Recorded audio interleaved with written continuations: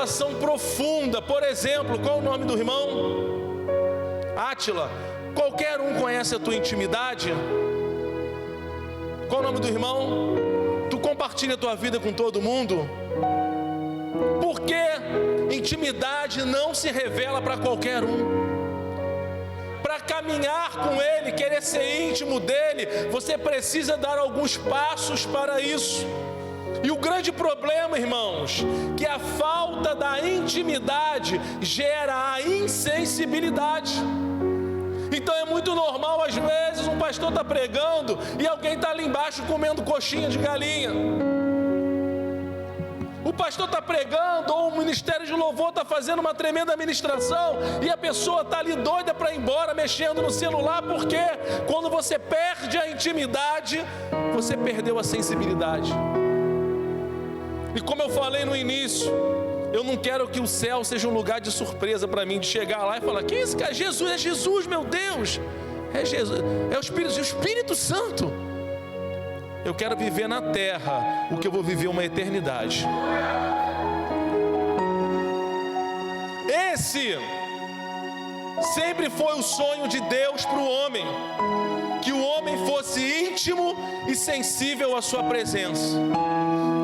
Só que o inimigo das nossas almas, o diabo, sabe que um homem que é íntimo de Deus, ele é um perigo para o inferno.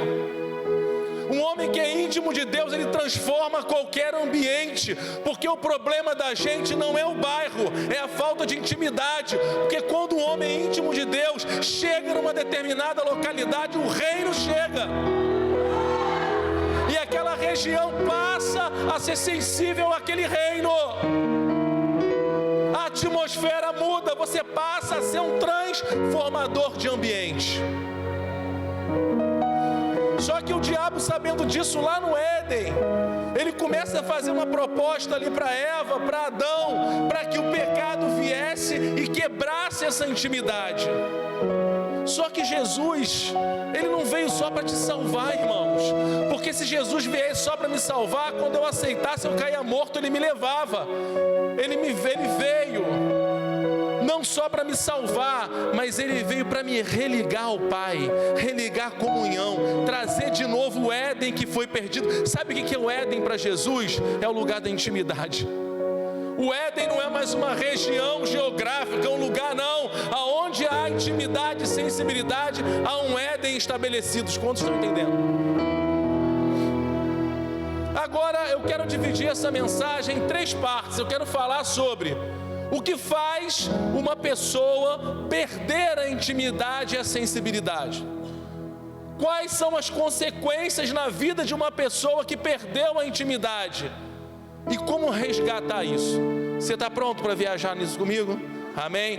Então você já deixou a sua Bíblia aberta em Lucas capítulo 24. Eu vou passar rápido por esses tópicos por conta do tempo, irmãos. Versículo 13, então nós vamos falar sobre o que faz perder primeiro a intimidade e a sensibilidade. Fala para o irmão no teu lado aí, esse primeiro tópico. Irmão, você sabe o que faz alguém perder a intimidade e a sensibilidade?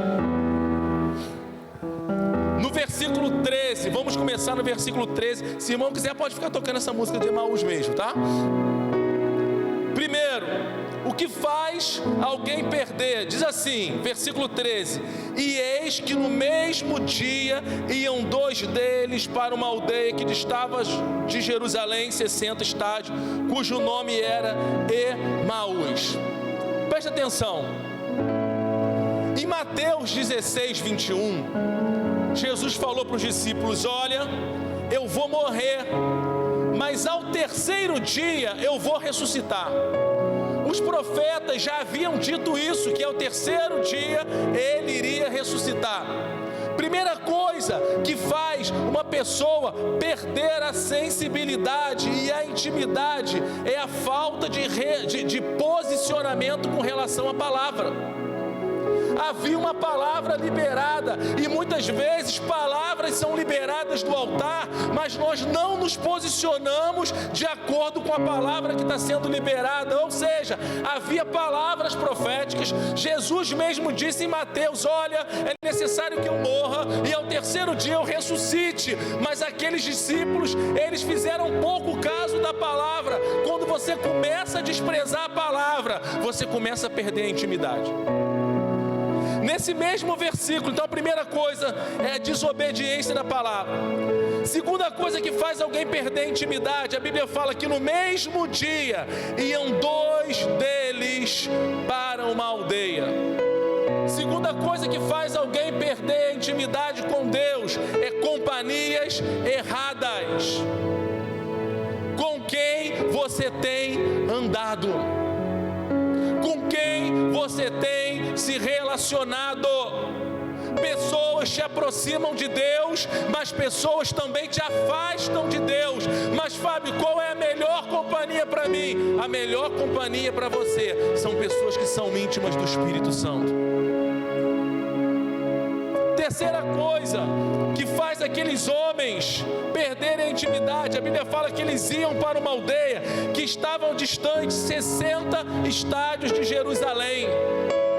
60 estádios, irmãos, é aproximadamente 11 quilômetros. A Bíblia diz que aqueles homens viram as costas para Jerusalém. Jerusalém na Bíblia tem várias simbologias, mas uma das simbologias de Jerusalém é apontada para a presença de Deus. Jerusalém aponta também para a igreja. Aqueles homens tinham uma palavra, mas eles resolvem virar as costas para Jerusalém. Tem muita gente nesse tempo virando as costas para a igreja. Tudo é motivo para não vir. Ah, estou com uma dorzinha de cabeça, eu não vou. Eu estou passando mal, eu não vou. Ah, aconteceu um negócio, ei, não vire as costas para Jerusalém. Virar as costas para Jerusalém também é virar as costas para Deus. Havia uma palavra, e aqueles 2 homens, eles falam: vamos virar as costas para Jerusalém. Outra coisa que faz eles perderem a comunhão, a intimidade. Quando eles vão para Emaús, a Bíblia fala que eles caminham 60 estádios. 60 estádios são 11 quilômetros. Alguém caminha 11 quilômetros rápido? 11 quilômetros leva tempo. Sabe o que significa, irmãos? Aqueles homens estavam perdendo tempo com coisas que não eram para eles perderem tempo. Você imagina 2 homens que sabiam, que ouviram, nós vamos ler que Jesus já havia ressuscitado. Ao invés de eles estarem em Jerusalém, eles estão andando 11 quilômetros distantes de Jerusalém. Eles estão perdendo tempo. Cuidado com os roubadores de tempo. Tem coisas que estão roubando o teu tempo. Era o tempo de você estar buscando, se quebrantando, buscando mais o Senhor, mas está roubando o seu tempo. Peça ao Senhor: Deus, me mostre aquilo que está roubando o meu tempo. Eles não saíram de Jerusalém, chegaram rápido a Emaús. Isso leva tempo. Tem coisas que você não percebe, mas está roubando o teu tempo. E quando você olha, tu já está longe de Jerusalém. Nesse tempo que a gente vive não é fácil, filho. É trabalho, é casa, é filho, não é? É ministério, é gabinete, é tanta coisa, é tantas vezes eu falo para os nossos amigos lá em Irajá que é muito chapéu para uma cabeça só, e nós precisamos nesse tempo de intimidade falar: Espírito Santo, me ensina a gerenciar o meu tempo, para que eu possa escolher a melhor parte é a intimidade com Deus, porque muitas vezes passa um dia, uma semana, a gente não conseguiu nem pegar na Bíblia, não conseguiu nem orar, e fala: eu estou com frieza. Claro, 11 quilômetros que tem roubado o teu tempo. A Bíblia diz que eles foram para uma aldeia cujo nome era Emaús. A palavra Emaús no original, ela significa riacho quente.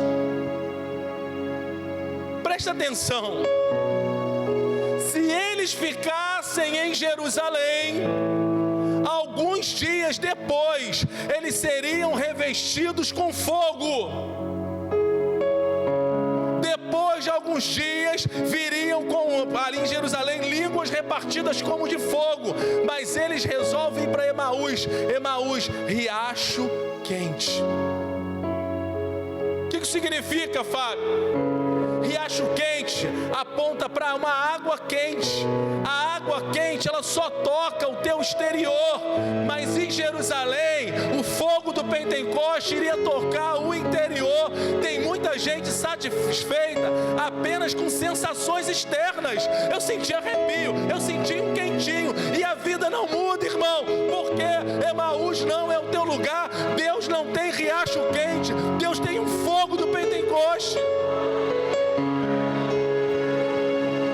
Aqueles homens foram conversando, pastor Gerson. Vamos para Emaús. Emaús é quentinho. Emaús tem uma água quentinha. Deus não tem sensações, Deus tem intimidade. Aqueles homens acharam que o riacho quente de Emaús, as sensações que Emaús iria produzir seriam suficientes. Ei, Deus não quer te dar sensações, arrepios. Deus quer te dar uma vida de intimidade.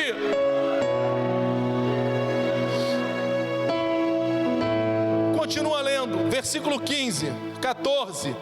E iam ele falando entre si tudo aquilo que havia sucedido. Presta atenção, outra coisa que rouba a tua intimidade: conversar aquilo que não é para conversar. Tem muita gente perdendo tempo falando abobrinha, falando besteira, falando fofoca, e isso está roubando a sua intimidade, irmãos. Sabe por que eles foram juntos para Emaús? Porque faltou um deles se posicionar e dizer: ei, nosso lugar não é Emaús. Que papo é esse, irmão? Nosso lugar é Jerusalém. Que negócio é esse de ir para Emaús? Emaús não é nosso lugar, não. As más conversações foram corrompendo. Sabe o que eles estavam conversando? Jesus disse que ia ressuscitar. 3 dias não aconteceu nada. E o pior, se você for ler o capítulo anterior, Jesus já tinha ressuscitado, já havia chegado a notícia. Aquilo muitas vezes que você tem conversado tem te afastado de Deus, tem te afastado da intimidade com Ele, da comunhão, da sensibilidade. Irmãos, corta. Vou te dar uma palavra profética: se não te edifica, corta. Se não traz crescimento, corta, porque pode te tirar de Jerusalém. Quantas pessoas já se desviaram, já saíram, às vezes pessoas estruturadas, por papo furado, vão ali é legal, tu chega, é movimento, é Emaús, é sensações, e Deus está falando: cara, fica em Jerusalém. E aí foram para Emaús. Hoje estão com casamento arrebentado, vida destruída, porque Emaús não era o destino era Jerusalém. Então toma cuidado com aquilo que você conversa, porque as más conversações podem tirar a tua intimidade. No versículo 14, agora vamos para o 15. E aconteceu que iam eles falando entre si e fazendo perguntas um ao outro. O mesmo Jesus se aproximou e iam com eles. Preste atenção, irmãos. Esses homens andavam com Jesus, pastor Gerson. Esses homens vivenciaram milagres com Jesus. Agora Jesus está com eles, indo para Emaús. Coloca-se diante deles e eles estão insensíveis à presença de Jesus. Eles estão incrédulos, porque quanto mais distante você está de Jerusalém, quando você caminha com quem não é para caminhar, quando você conversa o que não é para conversar, quando você ouve o que não é para ouvir, Jesus pode até se apresentar, mas você não tem mais sensibilidade à presença. E quantas pessoas perderam a sensibilidade à presença de Jesus? Jesus se apresentou, cara. Tem noção do que é isso? Eles andando, Jesus vem com eles. Se bobear, eles iam falar assim: o que está acontecendo aí? Às vezes o pastor sobe para fazer uma oração, ele fala: o Espírito Santo está aqui, eu sinto a presença de Deus. Tem gente que não está sentindo nada. Tem gente que está doido para o culto acabar.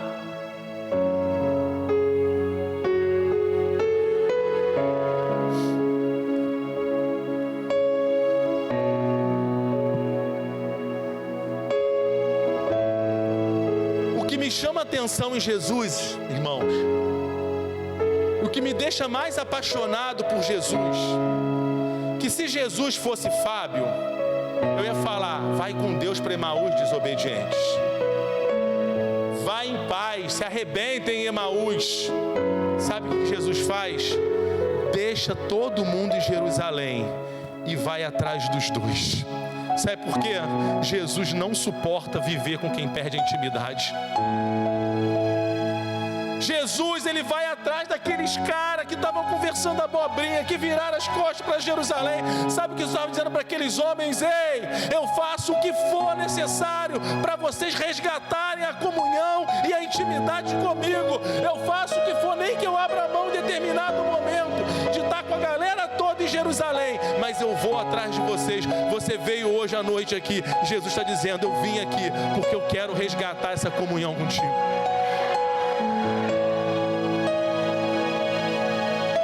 Olha as consequências que acontecem na vida desses homens, porque eles perdem a comunhão. Nós falamos o que faz alguém perder a comunhão. Agora eu vou falar das consequências. Versículo 16 diz, primeira consequência, os olhos deles estavam fechados para que o não conhecessem.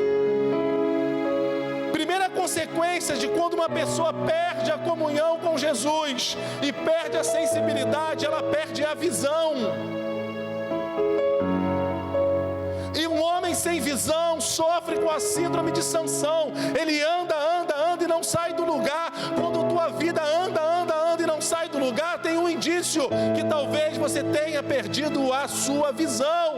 E isso é fruto da sua falta de intimidade. Sabe o que é visão? É ver bandeja de creme crack na igreja. É ver o Cacau Show 80 voando por aqui.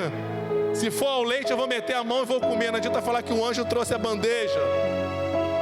Quando a gente fala de visão, é saber onde quer chegar. Visão é ter um futuro claro. Aqueles homens foram para Emaús porque eles perderam o seu destino. Segunda consequência, versículo 17. E ele lhes disse, que são estas palavras que caminhando vocês trocam entre vocês? Segunda coisa que acontece com eles, segunda consequência, é o esquecimento da promessa. A promessa é, Jesus vai ressuscitar e depois de alguns dias o Espírito Santo vai vir sobre vocês. Quando uma pessoa perde a sensibilidade e a intimidade, ela começa a desprezar a promessa. Aí você fala, Deus vai mudar a história da tua família, o teu filho não está aqui, mas vai estar nada, pastor. O teu marido vai se... vai nada, pastor. Você não dá mais crédito à palavra. Você não consegue mais crer em nada. Terceira consequência, Jesus fala, por que vocês estão tristes? A gente vive um tempo hoje, irmãos, que é síndrome do pânico, depressão, opressão, não sei, tanto estresse, ansiedade. Jesus olha para aqueles homens e fala, eu estou aqui. Por que vocês estão tristes? Sabe por quê? Porque a tristeza, muitas vezes, ela é fruto da falta de intimidade com o Espírito Santo. Eu não estou aqui, irmão, desconsiderando que existe a depressão, até porque eu já passei pela depressão. Mas eu estou querendo dizer que existe um antídoto. E isso é um fruto, a alegria é fruto do Espírito Santo. E você tem que reivindicar isso sobre a sua vida. Você não é alegre, irmãos, porque você ganhou uma bolada. Eu entrei com uma ação na justiça e saiu um dinheiro. Eu mudei de casa, eu reformei minha casa, eu comprei meu... Não, isso não é a verdadeira alegria. Eu já vi homens dizendo assim, pastor Gerson, o meu sonho é ter uma casa, e na minha casa tem uma sala, e nessa sala tem uma piscina dentro. E um outro homem visitou ele e disse, caramba, que casarão, que sala linda, tu deve tomar banho todo dia nessa piscina. Ele falou, não, no início eu tomava, hoje eu nem ligo mais. Sabe por quê? Isso tudo é passageiro. A alegria do Espírito é fruto. É quando está tudo dando errado, tu está rindo. É quando tu achava que o Botafogo ia ser campeão com 13 pontos na frente, a catástrofe acontece. Tem botafoguense aqui? Dá um sorriso, se alegre, irmão. Tua alegria está no Espírito Santo. Esse versículo cai muito para botafoguense. Não tem como se alegrar, se alegra nele. Por isso que Paulo dizia assim, irmãos: alegrai-vos no Senhor, novamente eu te digo. Sabe o que Paulo está dizendo? Existe uma alegria que é fruto de uma intimidade. Está tudo dando errado, e tu abre aquele sorrisão e tu diz bom dia. Por quê? Porque a fonte da alegria habita em mim. Não é pelo que me cerca, não é pelo que acontece, é porque ela habita em mim.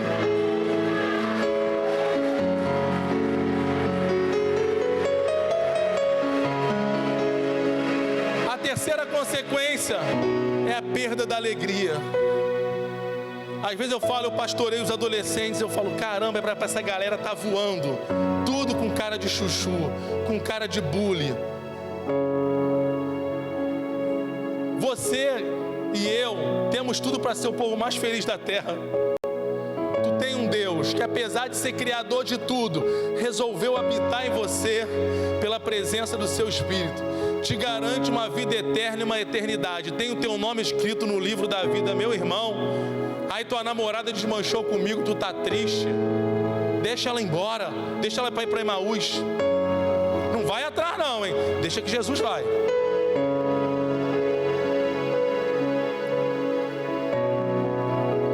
Outra consequência aqui, irmãos, no versículo 18, perdão, e respondendo um cujo nome era Cleopas. Preste atenção aqui em mim. Cleopas significa aquele que possui o brilho da glória. Cleopas significa aquele que possui o brilho da glória. Quando esse homem sai de Jerusalém, vira as costas para um nível de intimidade e relacionamento, ele perde a glória. Tem muita gente que perdeu o brilho. É seca, é fria, é incrédula, é vazia. Está como Cleopas. Era para possuir o brilho da glória, mas a perda da intimidade, da essência, da sensibilidade, está fazendo você perder o brilho da glória. Quem já viu pessoas que perderam o brilho da glória? Perderam. Vive como zumbi. Tu é crente? Eu sou crente porque tem que ser, senão eu vou para o inferno. Meu filho, vai acabar indo. Quantas pessoas perderam o brilho da glória? Tem outras pessoas, irmãos, que tu olha para ela, tu fala, caramba. Eu tenho amigos meus, irmãos, que são macumbeiros, às vezes vão me ver para me abraçar. Eu falo, o que houve, cara? Posso dar um abraço? Pode dar um beijo? Pode, por quê? Não sei, tu tem uma glória, tu tem um brilho, tu tem algo diferente. É a intimidade com o Espírito Santo. Aquilo que você se relaciona por dentro, reflete por fora. Cleopas perdeu o brilho da glória. E respondeu um cujo nome era Cleopas: és tu peregrino em Jerusalém, não sabe das coisas que têm sucedido nesses dias? Estava desatento. Outra consequência, desatenção. Esse tempo que nós temos vivido, irmãos, a gente está falando, são os últimos dias da igreja na face da terra, e a gente tem visto crente assim, ó, o sol é azul, eu acho que vai chover. Um tempo de desatenção. Tudo está roubando a tua atenção. Cleopas estava desatento com tudo que estava acontecendo, irmão. Pula para o versículo 20. Diz assim: e como os principais dos sacerdotes dos nossos príncipes o entregaram e condenaram à morte e o crucificaram, e nós esperávamos que ele remisse Israel, mas agora tudo isso, e já é o terceiro dia que essas coisas aconteceram.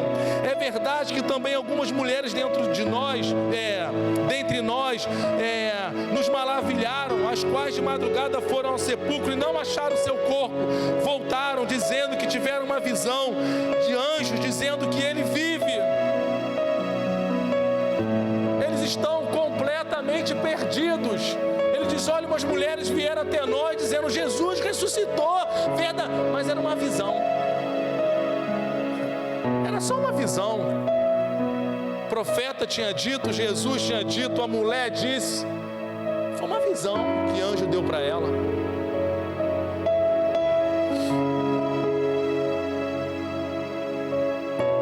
E eles falam para Jesus assim: tudo bem que ele era um varão profeta, poderoso em palavras, em obras. Jesus não era um varão profeta poderoso em obras, Jesus era Deus conosco.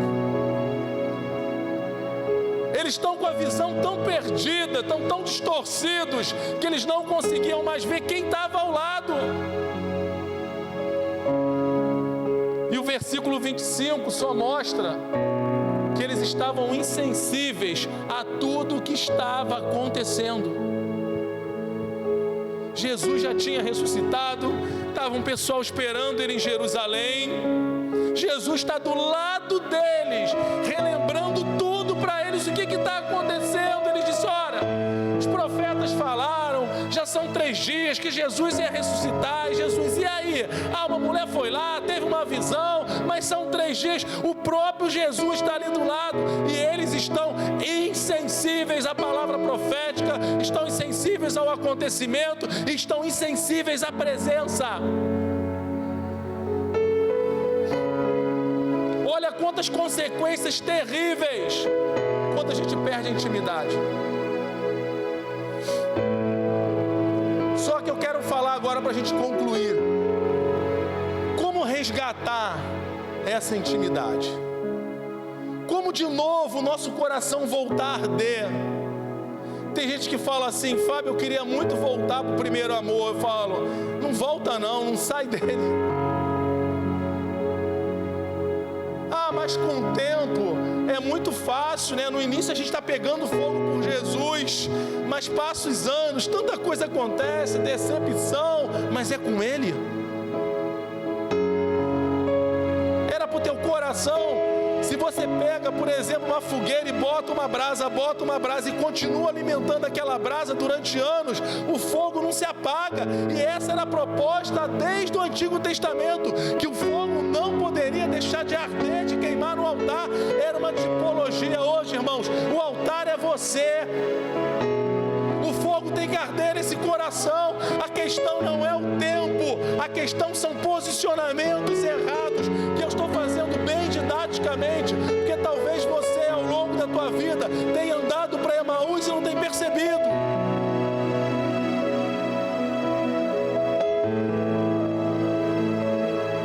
Jesus vira para eles.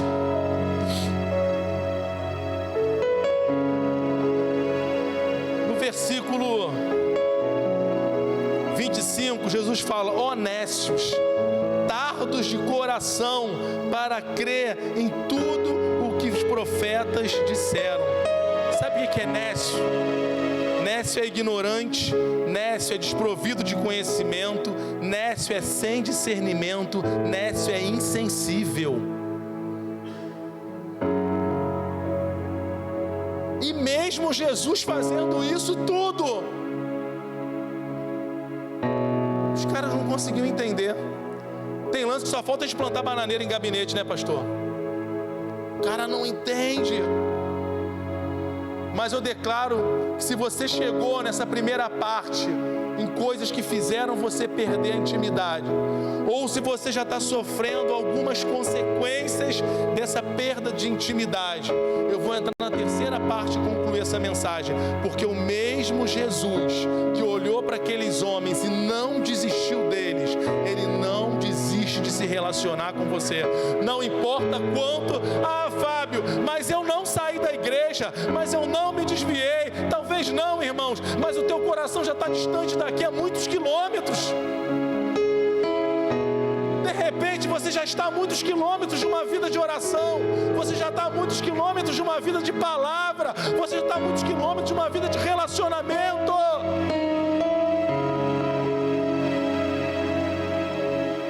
Como resgatar a intimidade? Primeiro, versículo 28 e 29. Chegando à aldeia para onde iam, e ele fez com que iria para mais longe. Jesus chegou, falou para eles: chegaram no destino de vocês, de Emaús? Chegamos, então eu estou indo. Versículo 29, e eles os constrangeram, dizendo: fica conosco, porque já é tarde e declina o dia. E ele entrou para ficar com ele. Sabe como é que se resgata a intimidade e a sensibilidade? Dizendo: Jesus, eu faço o que for, mas eu não abro mão da tua presença. Eu abro mão de qualquer coisa, mas eu não abro mão da tua presença. Jesus, eu perdoo quem tiver que perdoar, mas eu não abro mão da tua presença. Jesus, eu estou passando por injustiças que eu não merecia, mas eu não abro mão da tua presença.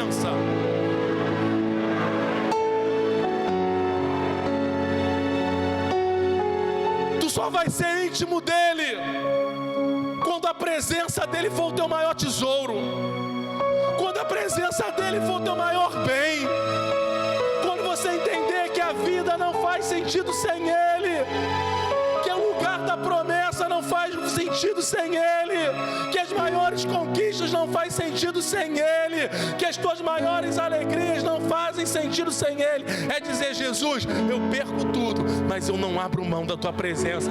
Sabe aqueles homens disseram: fica aqui na minha casa. É tempo de muitas pessoas essa noite, é noite de ceia, dizer: Jesus, fica aqui nessa casa. Quer resgatar a intimidade e a sensibilidade? Não abra mão da presença. Segundo, versículo 30, e aconteceu que, estando com eles à mesa, a mesa fala de lugar de intimidade, a mesa fala de lugar de comunhão, a mesa fala da igreja.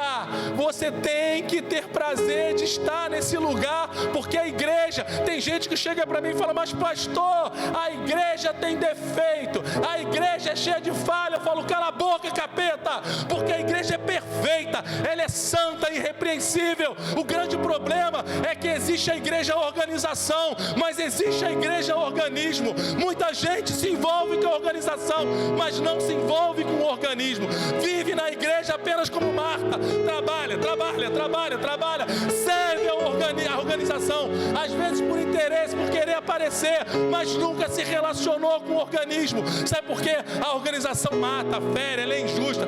Por mais que a gente não queira, a gente como homem erra, mas o organismo não. Paulo vai dizer que a igreja é santa, ela é perfeita, ela é sem mancha, sem mácula, sem ruga. Jesus vem buscar essa igreja. Jesus não vai buscar qualquer coisa. Ei, tenha alegria na mesa.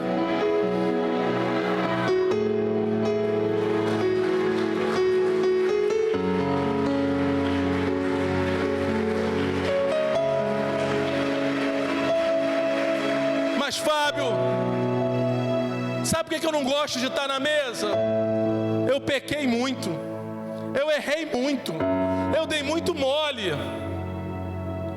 Houve um homem na Bíblia chamado Mefibosete. A palavra Mefibosete significa vergonha destruidora. Quando Davi manda Ziba trazer Mefibosete, Ziba era uma praga. Um dia eu venho aqui pregar sobre Ziba. Ziba é um espírito. Porque quando o rei manda chamar Mefibosete, Ziba fala: quer chamar, mas ele tem defeito. Ziba é um espírito que tenta impedir quem Deus quer levantar. Vai tentar levantar, mas tem defeito. Vai tentar levantar, mas ainda erra. Vai tentar levantar, mas ainda dá mole. Mas se Deus quer levantar, é Ele que vai aperfeiçoar. E Mefibosete tinha um trauma. Qual era o trauma dele, pastor? Que quando chegou uma notícia da morte do pai, a empregada vai correr com ele, ela cai, e ele fica aleijado de ambos os pés. E quando ele vai se apresentar para Davi, o rei Davi, ele fala: eu me sinto como um cão morto. E Davi fala: não, Mefibosete, vem para a mesa. Mefibosete, vou fazer de você como um filho, mas vem para a mesa. Eu vou restituir tudo, mas vem para a mesa. Você vai comer do que eu como, mas vem para a mesa. E uma vez eu falei: Deus, por que Davi insistiu tanto para Mefibosete ir para a mesa? Eu vou te falar que as mesas de antigamente não são iguais às mesas de hoje. elas eram mais baixas. As pessoas sentavam e debruçavam e jogavam os pés para trás. Sabe por que o rei insistiu para ir para a mesa? Irmão, porque quando tu está na mesa, o problema fica para trás. O que você errou fica para trás. Os traumas ficam para trás. As decepções ficam para trás. O rei não está preocupado em olhar para os teus pés. Ele está preocupado em olhar para a sua face. Sabe o que o rei quer? É intimidade com você, não com o que aconteceu no teu passado. Enquanto você tiver intimidade com ele, o que aconteceu fica para trás.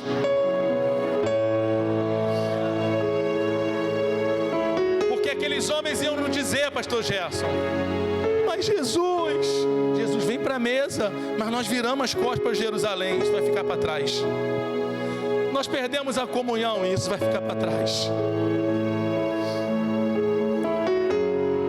Tempo de mesa. Aí Jesus no versículo 31 diz,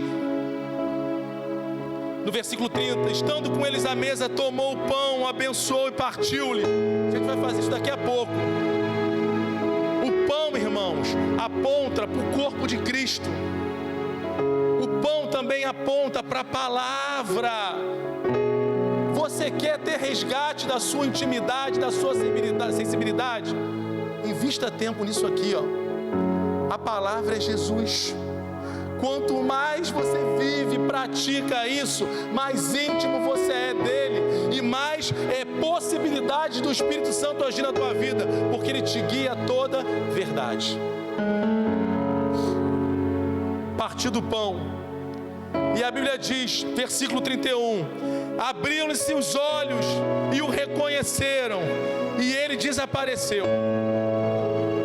Quando Jesus bota aqueles homens na mesa, Jesus parte o pão e abençoa, a Bíblia fala que a visão é resgatada e eles reconhecem Jesus. E aí Jesus desaparece. Por que Jesus desaparece, irmãos? Porque havia uma palavra que ele tinha que se encontrar com eles em Jerusalém. Aí olha comigo o que vai acontecer aqui. Foi o versículo, e disseram um para o outro, porventura, não queimava o nosso coração quando ele falava conosco pelo caminho, e quando nos abriam as escrituras, versículo 33, quando você resgata a sensibilidade, diz, na mesma hora se levantaram e tornaram para Jerusalém, e acharam congregados os 11 e o que estavam com eles. Quando os olhos se abrem, o coração deles voltam a pegar fogo. Primeira atitude, eles se levantam e dizem, ei, vamos correr para Jerusalém. Emaús não é o nosso lugar, Emaús não é o nosso destino. Aqueles homens agora inflamados por Jesus, pelo encontro com Jesus. Mas Fábio, eles vão ter que correr de novo 11 quilômetros para Jerusalém. Meu filho, quem está incendiado não está preocupado com isso. Aqueles homens voltam para o lugar de origem. Eles voltam para onde nunca deveriam ter saído.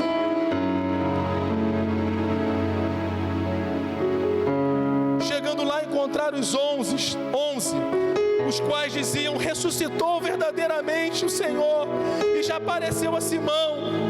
E eles lhes contaram o que lhes aconteceram no caminho, e como deles foi conhecido no partir do pão. Preste atenção, irmãos. Estão os 11 reunidos. Agora chegam os 2. Eles vêm correndo, inflamado, coração incendiado, esbaforido. Os 11 olham para ele e falam, o que aconteceu? Vocês não tinham ido para Emaús? Vocês não foram para o Riacho Quente? Eles falam, até fomos. Mas sabe o que aconteceu? Ele foi atrás da gente. Ele sentou com a gente na mesa. E quando ele partiu o pão, os nossos olhos se abriram, o nosso coração se incendiou. E nós estamos voltando para Jerusalém para dizer, verdadeiramente, ele ressuscitou. Agora não são mais aqueles homens tristes, decepcionados, apagados, frios. Agora são homens incendiados em Jerusalém, dizendo para os apóstolos, se alegrem também. Agora tem uma nova palavra. Agora tem um novo fogo. agora tem uma nova posição, não de homens se rastejando para Emaús, mas homens incendiados. Eu quero declarar algo sobre a tua vida: você vai ser um incendiário, a tua palavra vai começar a mudar. Chega de abrir a boca e só falar tristeza, chega só de conversar o que não presta. Você vai dizer: eu tenho comunhão com Ele, verdadeiramente Ele ressuscitou, eu posso crer no amanhã. O que ficou para trás, ficou para trás. Eu não abro mão de Jerusalém nem da presença. Pode subir, pastor Gerson. Versículo 36, eu concluo aqui. E falando ele dessas coisas, olha para mim aqui, irmãos. Olha para mim, eu vou ler isso. E falando eles destas coisas, eles estão aqui, pastor Gerson, com os 11. Cara, vocês não têm noção. Ele ressuscitou. Rapaz, ele sentou com a gente. Ele partiu o pão. A gente está aqui pegando fogo. Vocês não têm noção. Aí a Bíblia fala: estão eles falando, e Jesus apareceu no meio deles. Agora não é Jesus indo atrás de dois desviados, sem intimidade, dois homens frios. Jesus está atrás agora, eles estão pegando fogo, estão inflamando os apóstolos. Jesus bate nas costas: eu estou aqui. E o mais lindo de tudo, eles foram para Emaús, esperando um riacho quente. Jesus chega para eles e fala: ficam em Jerusalém, porque depois de alguns dias descerá sobre vocês o Espírito Santo. Oh, meu irmão, vai para Emaús não, fique em Jerusalém, porque descerá sobre vocês o Espírito Santo. Vai vir fogo do céu, vão ter línguas repartidas como de fogo. E agora, quando eu for assunto aos céus, o Espírito Santo vai descer. E agora eu não somente vou estar com vocês, Ele vai estar com vocês e em vocês. E Ele é o selo, Ele é a garantia da intimidade. E isso ninguém pode roubar. Aleluia. Se coloca de pé, eu queria orar. Glória a Deus. Você pode dar uma salva de palmas. Palavra tremenda. Quero orar. Depois logo vamos entrar. Amado, como é que está a sua vida? Você está no riacho? Ou você está... Sabe, amado, não foi nada combinado. Quando ele abriu e começou a falar isso, eu falei: caramba, eu não pedi para pregar sobre isso. Eu preguei semana passada, presença de Deus. Deus está querendo falar alguma coisa. Sabe, amado,